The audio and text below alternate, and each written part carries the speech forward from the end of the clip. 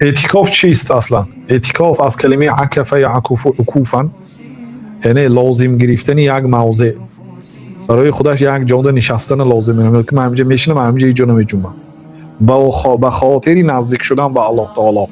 کسی سلامتی دارد، کسی شرایط دارد، یک مسجد جامعه که جمعه میخواند اونجا انتخاب کنیتون، 10 شبانه روز اعتکاف شینیتون، خدا اعتکاف شینیتون، سلامتی هست، چون که شاید سال آینده به رمضان نرسید.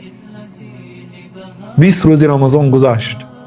رغم انف امرئ دخل علی شهر رمضان ثم خرج ولم یغفر له. بینیش به خاک مالد آن آدمی که در ماه رمضان زنده بود، یعنی ماه رمضان زنده بود و ماه رمضان آمده و زنده بود، ماه رمضان برآمده و زنده هست و گناهش بخشیده نشد. ماه رمضان دریافت کرد و گناهش بخشیده نشد، این آدم بینیش به خاک مالد، یعنی خار و ذلیل شود.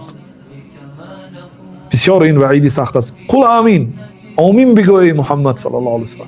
قلت آمین، پس من گفتم که آمین. ببینید، یعنی جبریل دعا کردند، فرشته پیامبر صلی الله علیه و سلم آمین گفته هستند در حق آن آدمی که رمضان تمام میشد و گناهش بخشیده نمیشه. بنابراین 10 شب دیگر برادرها کوشش کنید.